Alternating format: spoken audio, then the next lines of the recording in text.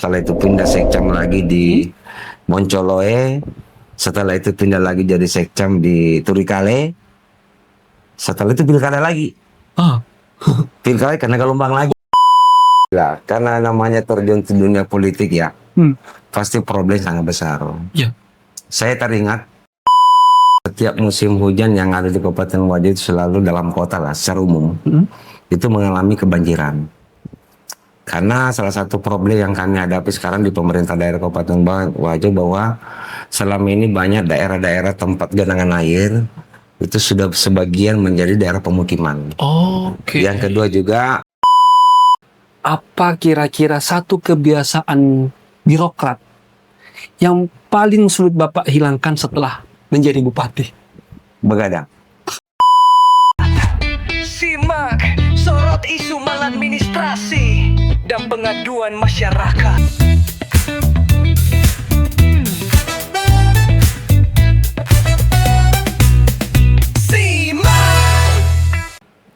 Halo sahabat ombudsman semua, ketemu lagi kita di Simak sorotan isu maladministrasi dan aduan masyarakat. Di edisi podcast kita kali ini, kita kedatangan seorang tamu yang luar biasa, yang sangat istimewa. Seorang birokrat senior yang telah menghabiskan dan mengabdikan lebih dari 34 tahun karirnya sebagai ASN. Sebelum akhirnya terjun ke dunia politik dan langsung dipercaya sebagai Bupati Wajo periode 2024-2029. Telah hadir bersama kita hari ini Bapak Haji Ani Rosman, SOS MM. Selamat datang. Selamat Pak. Pak Bupati. Terima kasih banyak. Amin. Alhamdulillah sehat selalu. Ya, selamat ini Bapak ya. Terima kasih ini Bapak sudah datang ke Makassar ke Justru kantor saya Ombudsman. berterima kasih nih Pak. Karena saya mendapat amanah, dapat undangan dari Ombudsman. Alhamdulillah. Alhamdulillah Pak. Terima kasih banyak. Ini juga dalam serial kami ini sebagai seri pertama kepala daerah yang datang di podcast kami kita. Jadi ini sangat istimewa sekali Amin, momen hari amin, ini amin. Pak Bupati. Mudah-mudahan jadi berkah Pak. Amin. Siap, amin. Ya baik sahabat ombudsman semua, seperti biasa di podcast Simak kita kali ini kita akan bagi menjadi 3 segmen, yaitu 1 kisah, 3 isu, dan 7 fakta. Oke, kita masuk ke segmen pertama, Pak Bupati, Pak Ani Rosman. Sepak terjang Bapak di birokrat, di dunia politik, ini mungkin sudah banyak yang tahu. Hanya saja, sekali lagi, kami ingin menarik ke belakang. Seperti apa didikan atau lingkungan yang membentuk diri seorang Andi Rosman hingga bisa menjadi birokrat tulen 34 tahun dan akhirnya juga menjadi seorang politisi atau pemimpin daerah sampai saat bisa dibagi bersama kita. Oke, terima Bupati. kasih. Yang pertama tentu saya atas nama pribadi, atas nama pemerintah daerah Kabupaten Wajo menyampaikan ucapan terima kasih kepada Ombudsman Perwakilan Sulawesi Selatan, yang mana karena hari ini saya diundang untuk kegiatan SIMAK ya, yang mungkin perdana bagi Ombudsman Republik Indonesia Perwakilan Makassar. Tentu ini yang pertama saya ucapkan terima kasih dan saya menyampaikan kegiatan ini sekiranya sangat bermanfaat ya bagi kita semua, terutama Ombudsman juga dan terutama pada masyarakat dengan program kegiatan ini. Jadi sehubungan apa yang disampaikan tadi tentang saya sebagai latar belakang birokrat, tentu saya juga merasa bersyukur karena saya ini salah satu memang ditempa di pendidikan salah satu sekolah Pamong, yaitu di Sekolah Tinggi Pemerintahan Dalam Negeri di Sumedang Jatinangor. Alhamdulillah saya menyelesaikan pendidikan di tahun 1994. Selesai dari STPDN. Oke. Pertama tugas setelah pendidikan saya ditempatkan di PMD Provinsi kurang lebih 3 bulan. Setelah itu saya dapat amanah pindah mutasi ke pemerintah daerah Kabupaten Maros. Jadi sejak tahun 94 itu saya menerpa tugas sebagai ASN di pemerintah daerah Kabupaten Maros ini, yang mulai dari staf, mulai Dari bawah kepala sekali. seksi di Gitu ya. kelurahan. Iya. Karena dulu masih ada istilah pejabat eselon 5B. 5B. Ya, Sekarang udah nggak ada lagi ya? sudah nggak ada lagi. Waktu eselon 5B itu saya ingat sekali di Kecamatan Tanra Lili itu kepala seksi sub pelaporan. Ya, kepala subseksi pelaporan. di di kecamatan. Setelah itu 1 tahun kemudian saya mendapat amanah sebagai lurah kota, Hah? Lurah Turikale, tepatnya tahun 1925 ya, 95. 95. Saya dapat amanah kurang lebih 4 tahun 8 bulan. Setelah itu ada beberapa liku-liku ya harus kita lewati karena waktu itu tiba-tiba penghapusan eselon 5B tidak ada lagi dan kita harus menyesuaikan dengan eselon 4B, 4A, sementara pangkat belum memenuhi. Oh, ya. Setelah kita dapat amanah, setelah jadi lurah, saya masuk dinas pendapatan daerah. Setelah itu muncullah suatu liku-liku kehidupan ya. Di Maros pernah juga kehilangan jabatan. Ya biasalah. Ya. Politik birokrasi. Politik birokrasi ya. Intinya sebagai pamong ya siap apapun. Karena memang pemikiran saya bahwa jabatan itu bukan milik kita. Bukan milik kita, itu hanya titipan dan amanah. Dan tentu pimpinan pasti bisa menilai kinerja seseorang, bawahannya, ASN-nya seperti apa. Sehingga tepatnya nanti kalau nggak salah 2006 itu saya mendapat jabatan sebagai sekcam di Kecamatan Marusu. Setelah itu pindah sekcam lagi di Moncoloe. Setelah itu pindah lagi jadi sekcam di Turikale. Setelah itu pilkada lagi. Pilkada karena gelombang lagi. Politik lagi. Biasa lagi. Ya itulah. Harapan kita ya tentu tetap kita harus bekerja maksimal apa ada. Iya. Karena pemikiran saya secara pribadi prinsip selama dikasih tanggung jawab kita harus betul-betul laksanakan kegiatan itu. Tapi tadi Pak Bupati dari masa kecil memang terbiasa dengan dunia birokrasi ya. Ya karena mungkin karena ditempa di salah satu sekolah pendidikan, sekolah pamong ya. Kalau orang tua Bapak dari Orang tua saya juga memang dari birokrat. Ya memang saya sih keluarga besar dari birokrat. Memang ada yang dari pendidikan. Ayah ibu dari Ya, ibu rumah tangga. Tangga ya. Kalau saya kebetulan bapak dulu guru olahraga. Guru olahraga, bahkan pernah jadi wasit salah satu cabang olahraga di sepak bola. Disiplinnya mungkin itu yang Ya, mungkin itulah karena kebetulan sih sebenarnya saya ini anak bungsu ya. Dari? Saya dari 3 bersaudara. Ya nama saya kan kalau kodratnya anak bungsu itu kan orangnya dimanja. Tetapi gak mungkin karena pernah ditempa dalam satu pendidikan yang betul-betul penuh dengan SOP, aturan, mekanisme yang jelas. Ya alhamdulillah saya keluar dari Jatinangor betul-betul menjadi suatu jati diri. Menjalankan kehidupan ini sebagai seorang pamong. Sehingga alhamdulillah per hari ini saya mendapatkan amanah di Kabupaten Wajo. Jadi setelah itu tahun saya ingat sekali setelah Bupati Pak Hataraman ya, kalau tidak salah. Pak Hataraman jadi Bupati, saya mungkin mutasi pertamanya beliau. Saya tahun 2010 itu saya mendapatkan tugas baru amanah sebagai camat kota di Turikale. Sehingga harus kasih amanah ini tentu saya sebagai pamong harus membuktikan bahwa saya ini sebagai camat kota. Alhamdulillah pada saat itu setelah selama ini di Kabupaten Maros ini tidak pernah mulai namanya Adipura, sehingga mungkin saya lah camat di Turikale sehingga Maros itu dapat Adipura pertama. Sehingga waktu itu setelah penghargaan Piala Adipura ini kita terima di Kabupaten Maros, saya mendapat penghargaan dari Bupati Maros dalam hal ini Pak Hataraman sebagai camat teladan di Kabupaten Maros. Setelah itu karir itu terus berjalan. Saya camat jadi kepala kantor PTSP, jadi kepala dinas PTSP. Saya pernah menjabat di lingkungan hidup pernah juga saya menjabat di Kominfo pernah. Di Maros, di Kabupaten Maros. Sudah Alhamdulillah. Jadi orang lapangan, orang belakang meja, depan meja ini sudah. Ya, kita menyelesaikan lah. Ya, itulah kelebihannya Pamong. Iya. Sampai akhirnya memutuskan untuk terjun ke politik.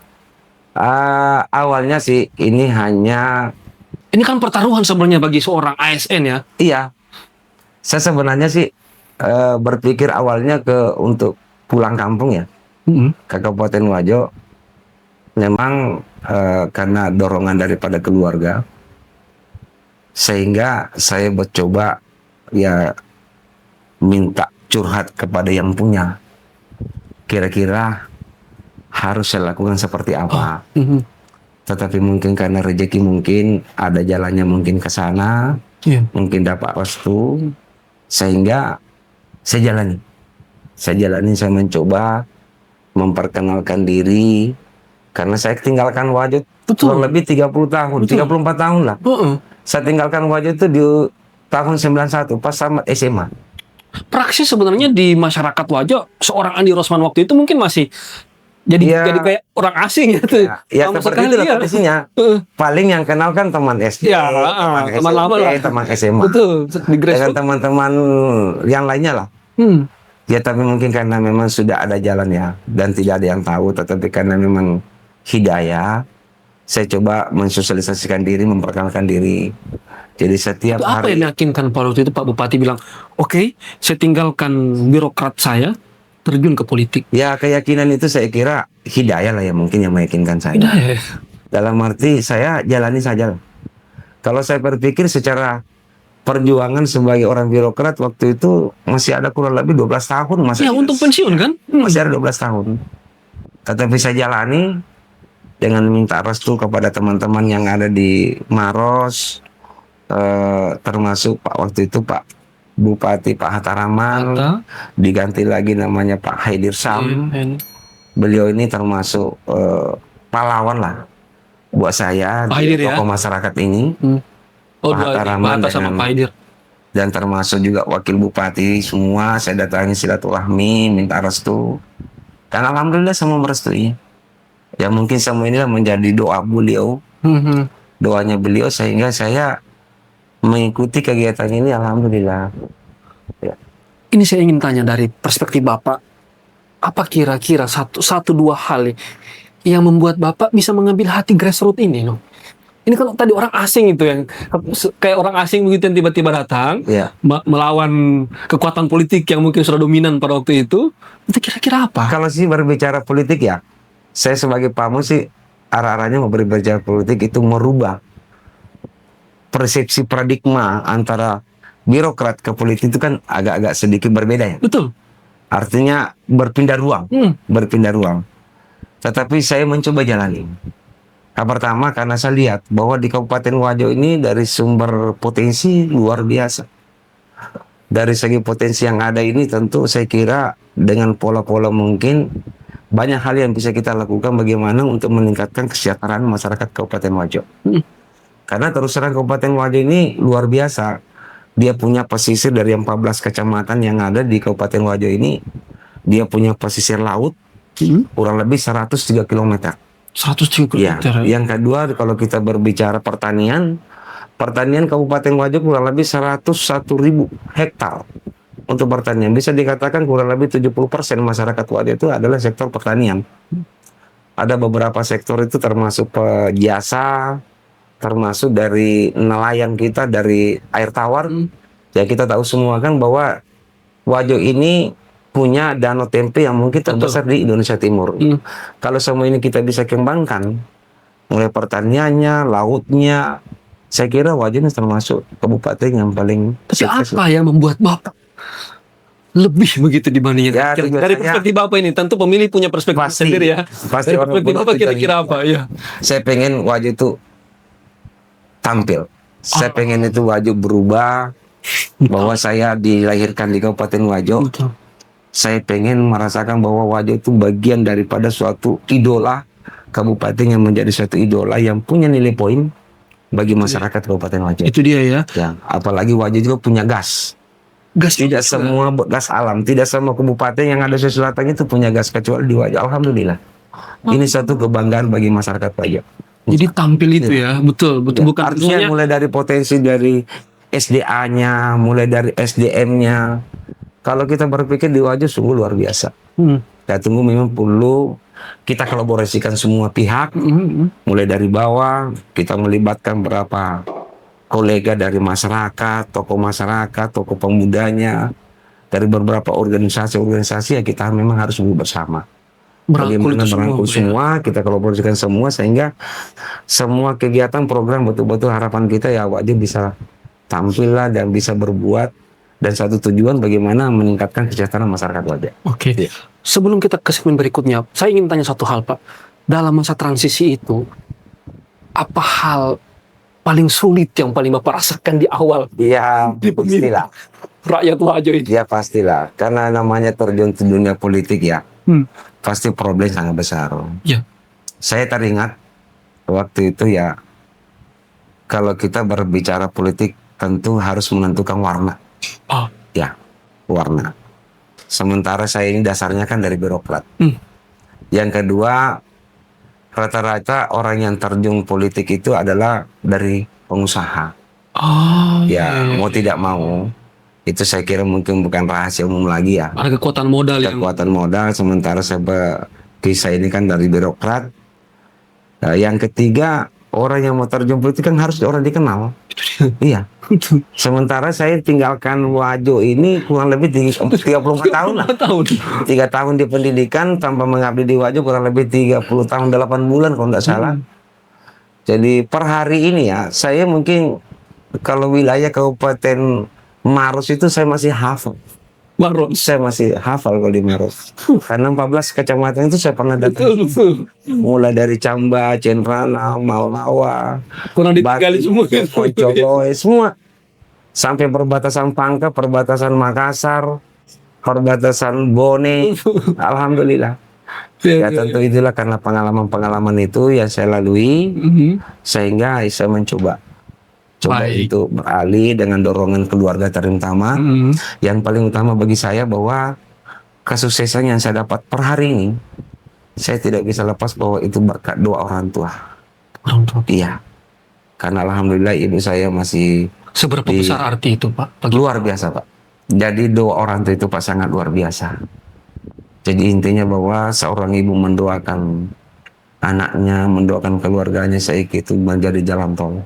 Dan saya bisa buktikan dengan kekuatan yang saya miliki, dengan kemampuan yang saya miliki, penuh dengan perjuangan, tetapi alhamdulillah orang tua masih dikasih kesehatan.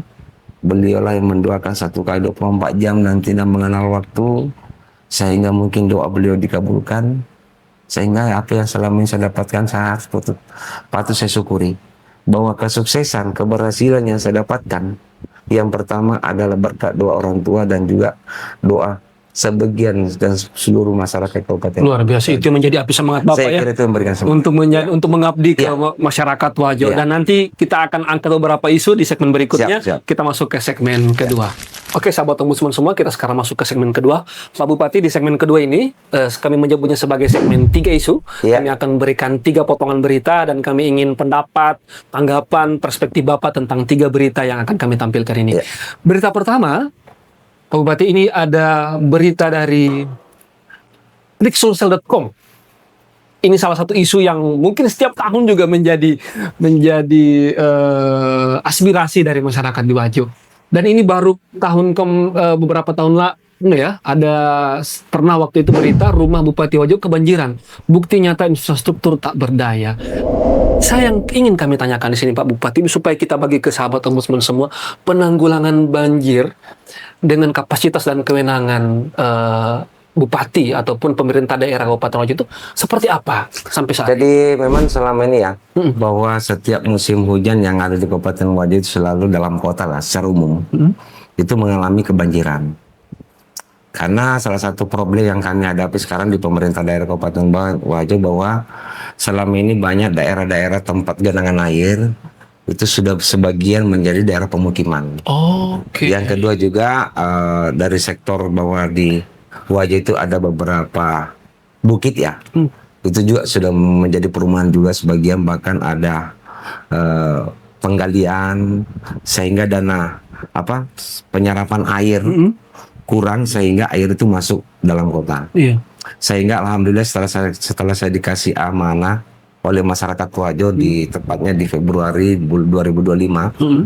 Waktu itu setelah itu dikasih kewenangan oleh kementerian untuk melaksanakan kegiatan pengalokasian anggaran, sehingga alhamdulillah tahun ini saya mencoba menganggarkan untuk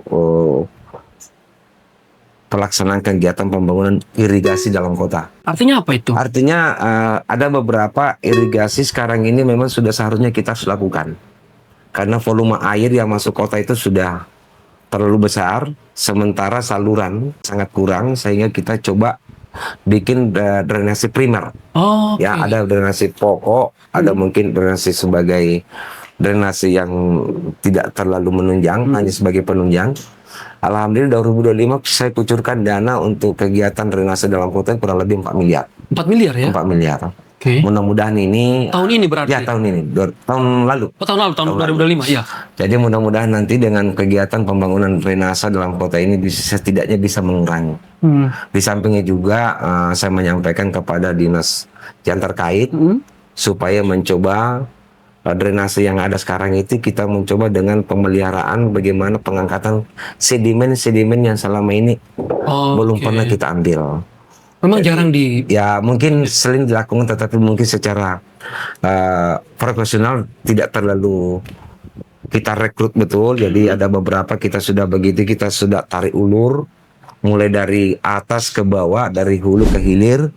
Kita coba simulasi kalau seandainya air itu sumbernya dari mana, pembuangannya kemana, sehingga kita coba alur itu dengan melibatkan beberapa OPD. Sudah ada evaluasi seperti kita itu ada ya? evaluasi sebelumnya. Untuk tata Sebelum airnya saya ya? memang sudah ada kajian dari, kalau tidak salah, dari Unhas ya. Oke. Dari Unhas itu memang sudah memberikan suatu hasil kajian bahwa harus ada beberapa penambahan drainase khususnya dalam kota. Oh, jadi memang ini Ya. berdasarkan hasil riset Iya, juga. riset juga. Oke. Sehingga kami mencoba untuk langsung menindaklanjuti. Oh, bagus. Jadi supaya karena kami berpikir bahwa kalau ini banjir tiap tahun kasihan Iya, masyarakat ya. kita. Dan memang Nah. cakupan banjirnya biasanya sangat luas. Ya kita tahunya kan bahwa setiap tahun itu barangkali saya belum lahir ya. Oh, ini memang Bahwa banjirnya... di Kota Wajo itu memang bagian daripada Oh, banjir karena memang kan oke. Danau Tempe kalau Danau sudah Tempe ya. meluap, Sopeng mungkin meluap larinya ke Wajo, Sidrap juga meluap larinya ke Wajo. Jadi Wajo ini penampungannya. penampungan lah. Penampungannya ya. Tentu ini bukan tidak boleh kita menjadikan suatu alasan, tetapi tentu tuntutan dari pemerintah daerah bagaimana berbuat supaya penanggulangan banjir ini bisa kita selesaikan. Tapi kalau untuk kewenangannya sendiri ada aja di pemerintah daerah, kabupaten. Pemerintah daerah ya, khusus dalam kota ini makanya saya sampaikan para camat kota, para desa lurah ya, mulai sekarang saya malah jadikan ini ada lomba kebersihan. Oke. Ya, kita lomba Untuk kebersihan. apa lomba itu? Artinya lomba kebersihan setidaknya semua sampah-sampah ini bagaimana kita bekerja sama lah antara masyarakat dengan pemerintah tingkat mulai dari tingkat desa, tingkat kelurahan, kecamatan sampai kabupaten semua melaksanakan kegiatan ini. Oke. Nah, salah satu faktor banjir kan adalah kalau menumpuknya sampah ini, Sampah ya. saluran ini tersumbat itu salah satunya. Betul. Sehingga di tahun anggaran 2026 ini karena armada kita untuk pengolahan sampah sangat kurang karena sudah banyak yang rusak, tidak ada lagi pengadaan baru, biasanya ada bantuan sampai hari ini belum ada, sehingga saya canangkan tahun 2026 itu saya rental mobil sampah kurang lebih 10 unit. Wah, luar biasa ini. Oke. Jadi saya rental mobil sampah ini, Rental ya? ya itu juga secara anunya maintenance-nya juga kurang karena kita rental, berarti biaya pemeliharaan Oh iya. ada lagi, Benar. bahan bakar juga tidak disiapkan lagi, semua di penyelenggaraan. Oh, beres lah yang untuk digunakan beres. ya. Jadi saya 10 ini kita akan bagi semua di wilayah perkotaan dan ada beberapa kecamatan yang akan saya supply Oh, untuk pengadaan mobil sampah supaya sampah-sampah masyarakat ini yang bertebaran di jalan betul-betul bisa akomodir masuk di DPA. betul. Iya. Karena itu salah satu tujuan. sebab Iya. juga Salah satu sebab kalau ya. penyumbatan itu sedimen tidak pernah diangkat pasti otomatis. Oke. Pasti secara otomatis. Ya, apalagi di musim penghujan kayak begini. Iya. Berarti. Tapi kalau di Sengkang hari ini belum hujan. Oh, mah. Sampai hari ini belum hujan. Sampai hari ini belum Ya, hujan? belum. Oh. Mudah-mudahan lah waktu dekat kalau bisa secepatnya ada hujan lah. Amin. Ini ya. Karena untuk persawahan juga Iya. ini kan. Iya. Kalau malah nggak ada Ini hujan. Wajo kan sektor pertanian. Betul. Walaupun tidak semua dibantu dengan irigasi. Oke. Kita tetap menggunakan adalah hujan untuk membantu pertanian masyarakat. Dan kalaupun misalnya banjir terjadi, strategi pemerintah Wajo itu seperti Jadi kalau banjir dalam kota sih tidak pernah tinggal sampai 1 hari ya. Hanya sekedar lewat. Jadi Oh, kalau begitu kita ya. berpikir lewat itu berarti kunci utamanya di drainase. Ya. karena hanya lewatnya itu ya. Iya, Lewat. betul. Jadi intinya kalau sudah memang itu paling 2, 3, 4 jam itu setelah itu habis sendiri, Kering hilang ya. sendiri. Jadi saya coba yang mana kira-kira yang butuh, sehingga untuk mempermudah ke sungai, sehingga betul-betul kita buka akses untuk kegiatan untuk itu. Itu ya. Iya. Jalan air ini yang Ya, yang kita mau dibuka, bagaimana yang diperlancar kita ya. perlancar. Sampai Dan tentu saya mengharapkan dukungan dari masyarakat, para tokoh masyarakat, supaya rasa mandiri itu ada. Ya, saya selalu mengajak kepada seluruh masyarakat, minimal di depan rumah masing-masing lah. Selokan desa kita depan rumah. Kalau perlu kita budayakan kembali sifat gotong royong melaksanakan kerja bakti. Dan semua saya sudah serukan, saya sudah keluarkan surat edaran, mulai dari tingkat desa, kelurahan, kecamatan. Bahkan kemarin ini saya laksanakan lomba kebersihan tiap OPD. Yang tidak mencapai kategori bersih, saya kasih hadiah bendera hitam. Saya kasih bendera hitam ya. sebagai motivasi Motivasi. berubah dari hitam ke warna lain. Bicara lagi. Bicara lagi ya, bendera hitamnya berluka berarti itu. Tapi begitu ya, berarti di satu sisi ada usaha-usaha perbaikan sistemik, baik tadi dari tata ruang, Iya. kemudian dari sisi hulunya atau di Sungai Tempe. Iya. Tapi lebih penting lagi perubahan aktivitas masyarakat ya. Jadi intinya tugas kita di pemerintah ya bagaimana menyiapkan sarana prasarananya. Dia memfasilitasi itu. Pertama, yang kedua memperbaiki drainase. Ya tentu yang paling utama kita harus dukungan dari masyarakat. Kalau masyarakat tertib dalam pembuangan sampah, saya kira aman lah untuk kegiatan proses bahwa penanggulangan banjir di Kabupaten Wajo, insya Allah. Saya yakin itu. Kita optimis. Insya Allah ya. Ya. Karena secara drainase tadi juga Ya. sudah dibangun. Tapi di 2020. ini untuk 2020, kemudahan tahun 2006 juga kita bisa menambah.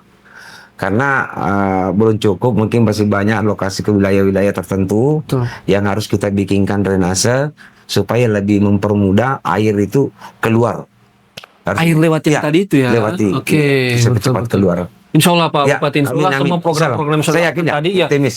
punya dampak Tentu baik dukungan lah. masyarakat yang paling utama. Tentu itu Iya. dia, sahabat teman-teman semua, apalagi khususnya masyarakat Wajo. Iya. Mohon kerjasama dari Pak Bupati tadi untuk mendukung Amin, amin. program-program pembersihan Amin. di Kabupaten Wajo. Terima kasih Pak Bupati, Pak Rosman. Kita masuk ke isu kedua. Ini juga salah satu yang sering dikeluhkan netizen ini biasanya kalau di Wajo, apalagi ada anekdot itu biasanya kalau kita lewat di muka arah Palopo di Siwa itu yang jalannya kayaknya konturnya bergelombang. Ini ada berita dari tribunwajo.com, 536 km jalan rusak berat di wilayah Wajo. Hanya 42% dalam kondisi baik. Nah, ini mungkin juga bisa dijelaskan ke sahabat ombudsman semua, ke warga masyarakat juga. Tata kelola jalan ini sebenarnya seperti apa? Jadi perlu pertama mungkin saya jelaskan di sini bahwa Kabupaten Wajo ini, kalau kita berbicara di jalan nasional, jalan nasional itu Wajo itu termasuk jalan terpanjang di Kabupaten Wajo, itu jalan nasional terpanjang di Sulawesi Selatan. Oh gitu ya? Iya. Yang kedua, jalan provinsi di Kabupaten Wajo itu adalah jalan provinsi terpanjang juga di Sulawesi Selatan.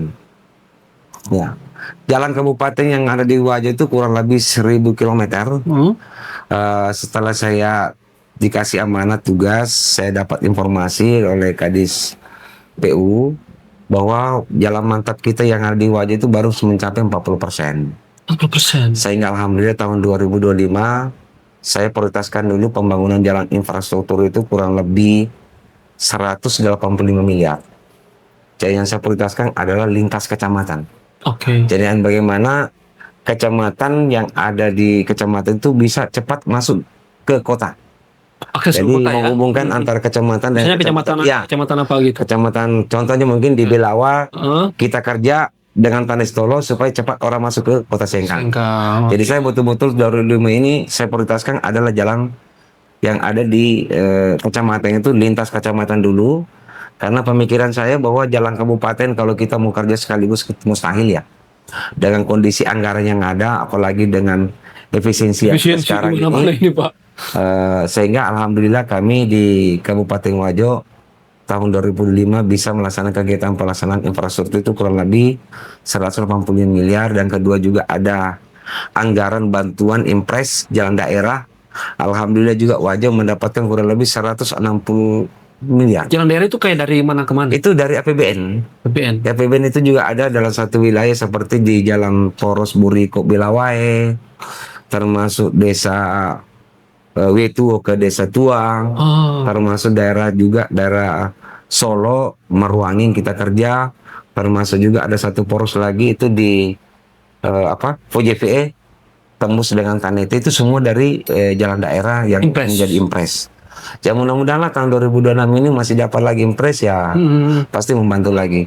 Dan tahun ini pun juga 2026 karena kita anggaran efisiensi juga berdasarkan hasil TKD yang kami dapatkan di Wajo kurang lebih 247 miliar ya, 247 miliar untuk darah TKD pemotongan TKD. efisiensi. Besar Tetapi juga, ada Pak, ya. beberapa anggaran wajib yang harusnya dianggarkan oleh pusat tidak dianggarkan lagi oleh pusat, sehingga secara otomatis menjadi beban APBD. Misalnya? Salah satu contoh gaji P3K. Gaji P3K ini kan dulunya kan dianggarkan oleh APBN. BN. Sekarang ini tidak dianggarkan APBD, otomatis ini menjadi tanggung jawab pemerintah daerah. Dan Sama lumayan besar kita juga. cover. Iya, sama kita bisa cover. Alhamdulillah tahun ini kalau tidak salah pembangunan infrastruktur di Kabupaten Wajo 2026 walaupun efisiensi masih bisa kita alokasikan kurang lebih 100 miliar. Oke. Termasuk pembangunan jalan dalam kota tahun ini kurang lebih 4 miliar lah 4 miliar dalam kota itu. dalam kota. Oke. Nah, sisanya kita bagi per kecamatan. Kita baru bagi per kecamatan, ada 14 kecamatan, yang jelas semua kecamatan dapat. Begitu ya itu. Boleh. Karena itu kan pasti Kita harus pemerataan. itu merata. Pemerataan. Artinya bukan berdasarkan skala prioritas, tetapi kita karena efisiensi pemerataan. Dalam arti bahwa Tunggu giliran ya. sungguh giliran, karena kita semua harus menyesuaikan. Betul betul. Karena kalau kita pikir anggaran kurang lebih 330 miliar ini sananya tidak dipotong, kita larikan sama ke infrastruktur, kalau minimal 50 km bisa tercover. Iya ya. Intinya seperti Benar, itu. benar. Cuma karena Tapi karena efisiensi salah satu kebijakan pemerintah pusat, ya ini bukan menjadi suatu motivasi bagi pemerintah daerah, sehingga tetap kita semangat harus bekerja.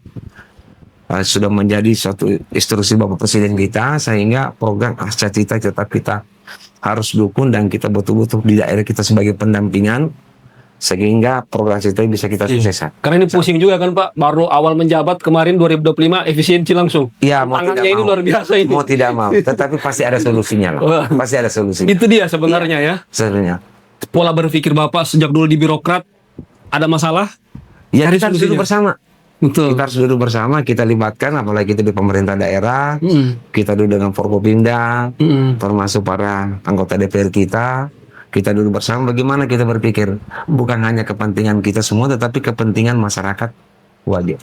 Oke. Sekarang amanah diberikan ini, bagaimana untuk bekerja bukan untuk kepentingan pribadi atau golongan tertentu, tapi kita bawa bagaimana kurang lebih 400 jiwa yang ada di Wajo ini, bagaimana bisa 1.000 jiwa. jiwa yang ada di Wajo ini bagaimana bisa sukses lah. Kita harus dukung dari segi semua. Kita harus bagaimana berbuat, walaupun tentu ada proses ya, bahwa yang mana betul-betul menjadi skala prioritas itu yang menjadi program utama Nah pemerintah. itu dia kan yang biasa dikeluhkan ke media, ke medsos soal prioritas itu. Kapan di wilayah saya di aspal? Oh ya, tapi alhamdulillah kita sosialisasikan bahwa Jadi kita ya. sekarang lagi efisiensi.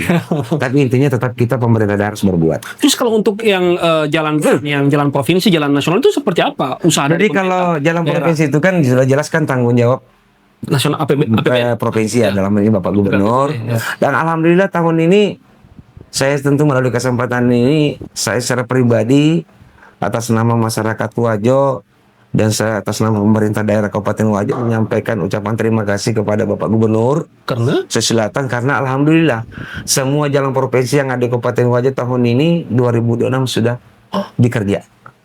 Itu suatu kesyukuran, tentu kami sangat berterima kasih Semua? kepada Bapak Gubernur. semua Iya. jalan provinsi. Iya, ada 4 poros ya. Yang Iya. pertama poros itu Polampu, Solo, Pineki. Yang kedua termasuk perbatasan antara Sopen dengan Wajo. Oke. Yang ketiga juga antara Impak-Impak Anak Benua. Yang keempat lagi adalah poros Anak Benua Sapa. Itu perbatasan Semuanya sudah mulus itu. Alhamdulillah sementara Bapak Gubernur Ya. sekarang alhamdulillah tahun ini sudah Penganggaran untuk mulai itu ya. penganggaran pekerjaan. Ya. Jadi tentu saya jujur pribadi atas nama mewakili masyarakat Wajo, atas nama pemerintah daerah Kabupaten Wajo menyampaikan ucapan terima kasih kepada Bapak Gubernur. Untuk jalan nasional ya tentu kan yang menjadi atensi adalah balai. Iya, balai jalan ya. Ya. Tapi tetap kita berusaha menyampaikan bahwa jalan nasional ini yang sangat butuh bantuan uluran tangan dari APBN. Betul. Ya, karena kalau di masyarakat kan itu mereka biasanya tidak tahu ini kewenangan siapa. Yang taunya bupati ini gimana ini? Ya. Perbaiki jalan ini. Alhamdulillah. Di tingkat Alhamdulillah. masyarakat, ya. Tapi alhamdulillah itu karena aksesibilitas kalau sudah aksesnya bagus, Karena saya yakin kalau infrastruktur jalan ini sudah bagus, saya kira semua sektor, ya pendidikan, betul. wisata, pertanian, itu pasti meningkat. Betul. Ketarik Karena semua, Bro, ya. infrastruktur ini sangat menunjang sekali bagaimana peningkatan perekonomian masyarakat. Betul. Jadi kalau seandainya mungkin baguslah jalan antara mulai dari paling ujung ke kecamatan Pitung Panua sudah bagus, masuk ke wilayah ibu kota kecamatan, dari kecamatan Bula sudah bagus juga, saya kira lebih bagus lagi. Jadi mungkin harga hasil panen kita pasti sudah merata di wilayah Kabupaten Wajo. Betul itu ya. Dia bisa Pasti secara otomatis bisa sektor lain. meningkat ke perekonomian masyarakat. Betul. Pasti. Pada akhirnya akan ke sana. Ya, semoga Pak Bupati lagi ini Amin. terobosan dan Amin. semua sebenarnya lebih ke kemauan politik begitu ya. Iya. Untuk tadi pemerataan akses, kemudian Siap. juga bagaimana supaya memastikan dimanapun masyarakat ini punya akses jalan yang baik untuk Iya. itu. Isu ketiga yang akan kita angkat di sini, ini baru-baru ini kami juga mendapatkan berita dari rakyatku.com, Bupati Wajo hadiri silaturahmi dan syukuran swasembada pangan, terima penghargaan nasional dari Presiden. Saya mau nanya, ini emang ada trik khusus begitu sampai tadi di Wajo ini? Pertama ya barangkali kalau kita berbicara lahan pertanian yang ada di Kabupaten Wajo, memang Kabupaten Wajo itu nomor 2 terluas di Sulawesi Selatan. Kalau tidak salah yang pertama itu terluas itu di Kabupaten Bone. Bone ya? Ya, Kabupaten Bone. Kalau di Wajo itu hanya kurang lebih 101.000 hektar untuk pertanian.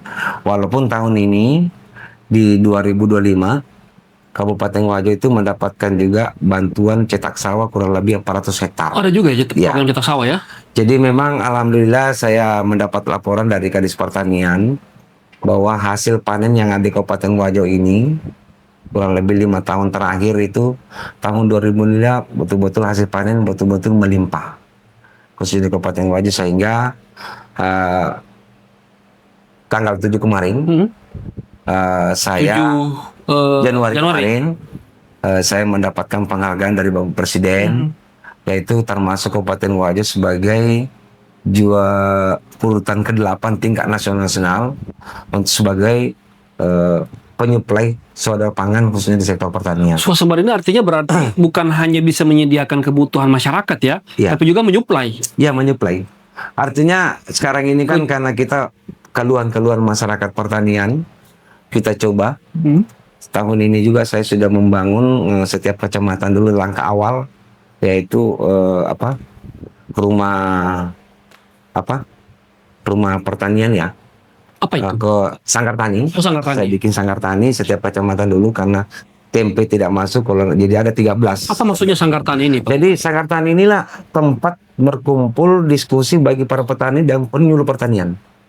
Kira-kira ada masalah-masalah yang dihadapi pertanian, kira-kira bagaimana mengelompokkan, kira-kira kapan kita mulai penanaman, kira-kira kapan kita mulai untuk penyuplaikan pupuk dan segala macam. Di sinilah tempatnya sanggar tani sebagai rumah para pejuang pertanian yang ada di Kabupaten Wajo untuk melaksanakan kegiatan-kegiatan itu. Oke. Walaupun sebenarnya belum cukup, tetapi langkah awal itu setiap kecamatan kami laksanakan. Itu berefek kepada produksi Secara otomatis. Yang kedua, karena sekarang ini ya tentu para pejuang petani saya di Kabupaten Wajo, jadi saya itu silakan tidak pernah mengatakan petani. Selalu saya katakan bahwa ini pejuang pertanian. Pejuang pertanian ya. Karena saya bisa bayangkan ya, kalau para pejuang ini tidak bekerja, Iya. kira-kira bagaimana kondisi Parah kita? gitu. Otomatis ini termasuk kebutuhan pokok ya. Betul. Jadi saya selalu istilahkan bahwa pejuang pertanian, sehingga termasuk bantuan alat pertanian selalu saya usulkan ke pusat dan saya betul-betul saya salurkan kepada para kelompok tani yang betul-betul sangat membutuhkan. Dan saya terus terang saya sudah katakan bahwa kalaupun ada yang saya temukan bahwa Alsintang ini mencoba dijual belikan, saya tidak kasih kesempatan. Langsung Iya, peringatan begitu ya. betul-betul karena ini bantuan, betul-betul pemerintah daerah menyalurkan bantuan sesuai dengan kebutuhan masyarakat. Oh, Itu harapan iya. saya. Artinya Sanggar Tani ini menjadi semacam hub begitu, tempat bertemunya. Jadi Sanggar Tani ini kan disitulah para penyuluh, para kelompok tani dan para pejuang pertanian ini bisa kumpul diskusi. Kira-kira kondisinya bagaimana? Kalaupun ada nanti hama-hama di situ dia berdiskusi. Kira-kira langkah-langkah apa dan mencari solusinya di situ. Itu kita tempatkan di situ. Iya, Sangat- apalagi kan dengan kayak sekarang kondisi cuaca, Iya. hama, pengendalian Iya. hama yang Nah, sekarang ini kondisinya sekarang karena sampai di hari ini di Kabupaten Wajo belum ada hujan. Kemarin saya sudah perintahkan. sampai hari ini Pak Ya, belum ada. Makassar tiap hari loh Pak. Ya, sementara saya sudah perintahkan Kadis Pertanian kemarin untuk menyurat ke balai supaya Balai apa Pak? balai Jenet Berang ya, Jenis merah. ya supaya Balai sungai, balai irigasi sungai. ini betul-betul tetap di pengairan tetap dilanjutkan dulu. Saya minta penambahan 10 hari untuk membantu pertanian masyarakat. Karena ada informasi saya dapat bahwa tanggal 2 kemarin itu sudah akan tanggal 2 nanti Februari akan datang akan ada penutupan Pengairan, pengairan. irigasi, ya. Tapi kemarin saya sudah menyurat melalui Kadis Pertanian supaya ada penambahan sekitar 10 hari ke depan. Supaya air Supaya tetap air mengalir. betul-betul bisa mengalir untuk membantu pertanian kita di Kabupaten Wajo yang menjadi suatu kebutuhan masyarakat pertanian. Oh, di sana berarti sudah berapa kali panen setahun Pak? Kalau per hari ini masih dua kali. 2 kali ya. Kita masih menggunakan 2 kali. Mudah-mudahan ke depannya bisa juga kita sampai 3 kali. Dan salah satu program saya supaya ada penangkaran benih di Kabupaten Wajo. Benih ikan. Ya, benih bibit padi. Bibit padi Oke. tetap ada. Jadi Sekarang kita belum Wajo ini bukan saja hanya penyuplai, tetapi juga kita akan mencoba bikin penangkaran supaya ada bisa kita lakukan untuk pertanian. Oh, jadi sudah masuk sampai jauh ke hulunya Iya, tadi sudah ya. ke sana, ya. Selama ini kan beli benih, Iya. beli bibit ya. Iya. Nanti Makanya saya sudah sudah menjadi suatu instruksi kepada Kadis Pertanian bahwa betul-betul bagaimana harus turun ke lapangan, melihat kondisinya masyarakat, apa yang harus kita lakukan yang menjadi kewajiban pemerintah daerah untuk membantu sehingga hasil produksi pertanian di Kabupaten Wajo, target saya mudah-mudahan bisa masuk 5 besar lah tingkat nasional. untuk Tingkat nasional. ya untuk apa Untuk maksudnya? produksi pangan Produksi kita pangan ya. untuk di Kabupaten Wajo oke. sekarang ini kalau saya tidak salah urutan ke-8 ya mudah-mudahan masuk 5 besar nanti tingkat nasional insya Allah. Dan itu pengaruh swasembada ini terhadap nilai tukar petani ataupun tingkat kesejahteraan petani ada juga. Pejuang Pasti, tani ini ada. secara otomatis. Karena betul-betul kalau betul-betul kita semua berdayakan, kemarin juga hasil panen kita karena sebagai bentuk syukuran, rasa syukur kita karena hasil panen kita melimpah di Kabupaten Wajo, saya bikin suatu kegiatan itu Mandresi Pulung. Mandresi Pulung. Mandresi Pulung. Jadi Mandresi Pulung itu semua menggunakan alas daun. Tidak ada pakai piring, tidak ada pakai sendok. Bahkan Kebersamaannya salah di satu situ itu ya. staf ahli Kementerian Pertanian Republik Indonesia hadir. Pakai daun juga. Pakai daun juga.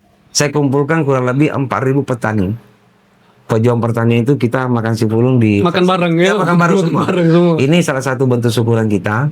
Ya mudah-mudahan nanti tahun ini masih bisa melimpah, itu harapan kami, doa kami di mudah-mudahan hasil panen kita di Kabupaten bisa melimpah, dan mungkin juga sudah menjadi tradisi bahwa Mandresi Pulung tetap kita laksanakan setiap tahunnya di Kabupaten Wajo. Ya, jadi satu Bahkan tahun ini saya agendakan laksanakan di stadion Oh, supaya lebih meriah. sumbernya lagi itu tadi. Kalau kita bisa libatkan sampai 10.000 Betul, pertanian betul. untuk Mandresi Pulung. Betul. Jadi selain punya dampak, harus juga tampil tadi kayak Bapak bilang di awal. Harus ya. supaya menjadi penyemangat lah. Betul. Menjadi penyemangat, menjadi solusi kebersamaan silaturahmi antara pejuang pertanian dan pemerintah daerah dan semua sekolah yang terlibat di sektor pertanian.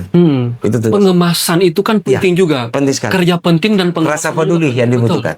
Rasa peduli yang dibutuhkan. Saya kira itu Jadi mungkin- kalau kerjasama silaturahmi ini berjalan terus, Iya. saya kira yakin.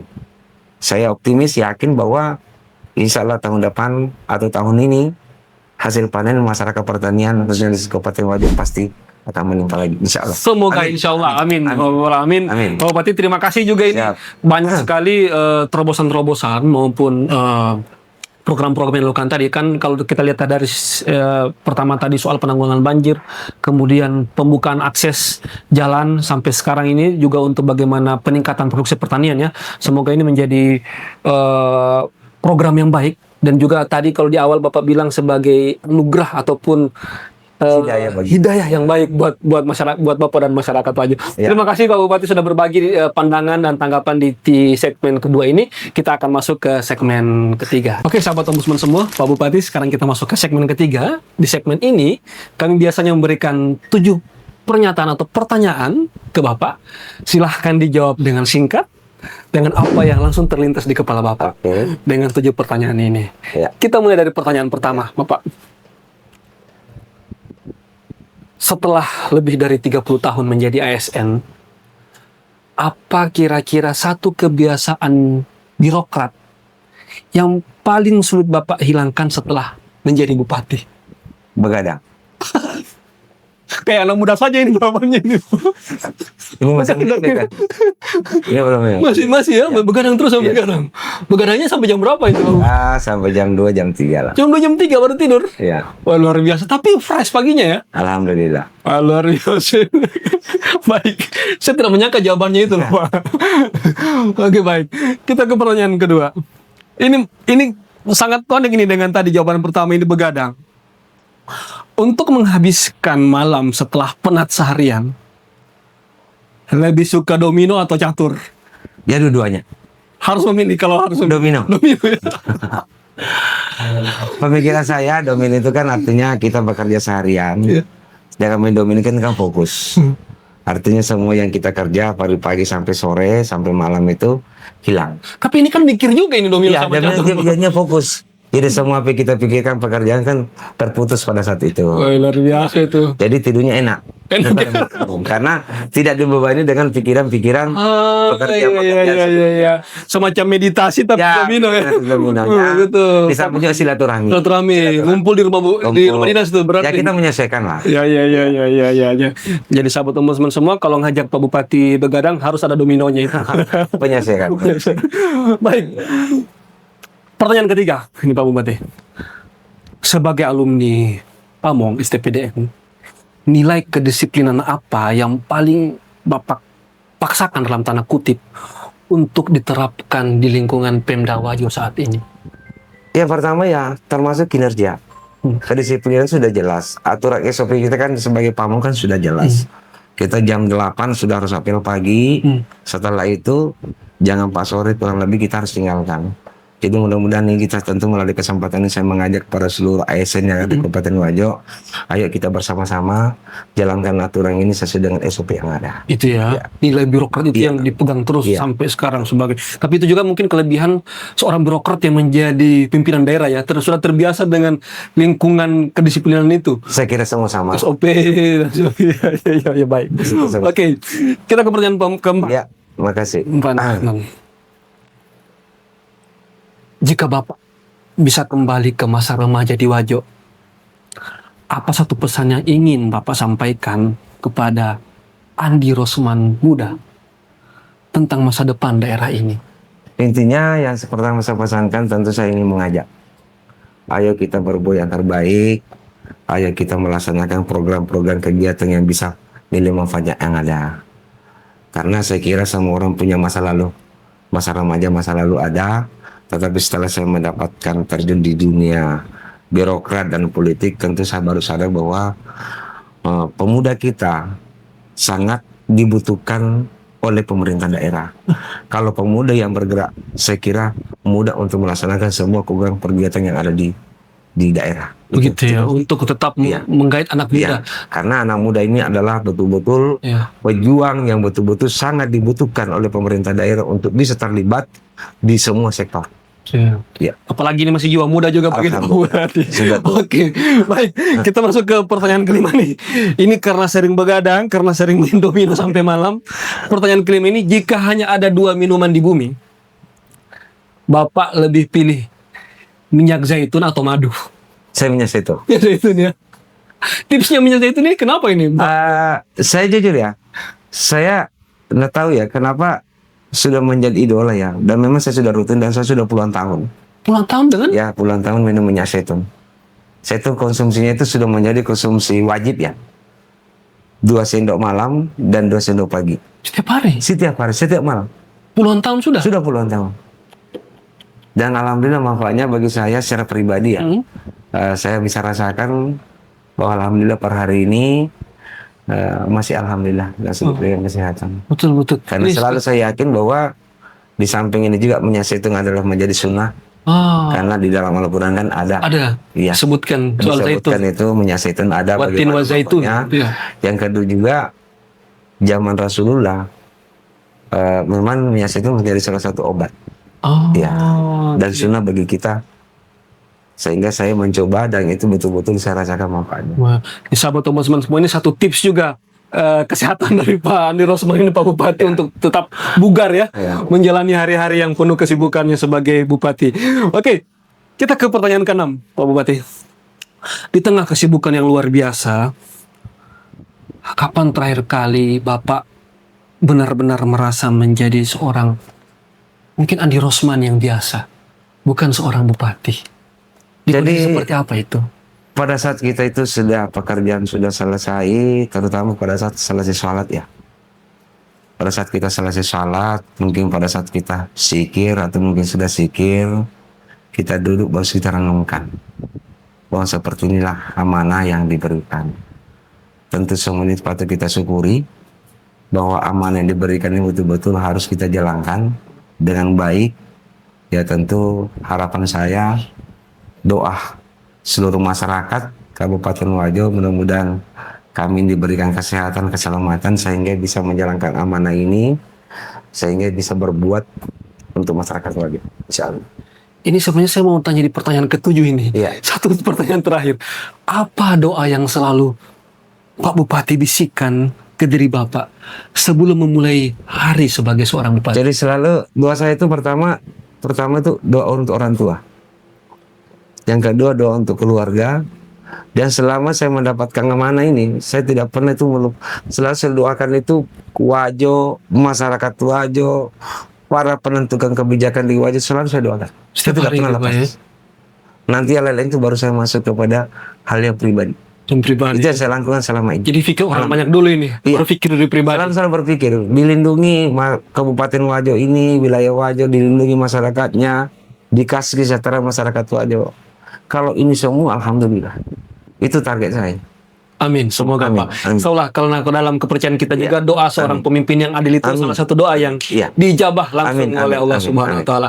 Terima kasih Pak Bupati ini sudah menjawab 7 pertanyaan kita, sudah berbagi kita di 2 segmen juga sebelumnya. Sekali lagi kami ucapkan terima kasih kepada Pak Bupati telah hadir di Makassar di kantor Ombudsman Perwakilan Sulawesi Selatan kali ini, dan juga kami sampaikan terima kasih kepada para sahabat Ombudsman semua yang telah menyimak podcast Simak kita kali ini dari awal sampai akhir. Sekali lagi kami sampaikan untuk terus dukung kami dengan like, komen, subscribe, dan share video-video podcast Simak ini ke kenalan, ke keluarga, ke orang-orang terkasih semua.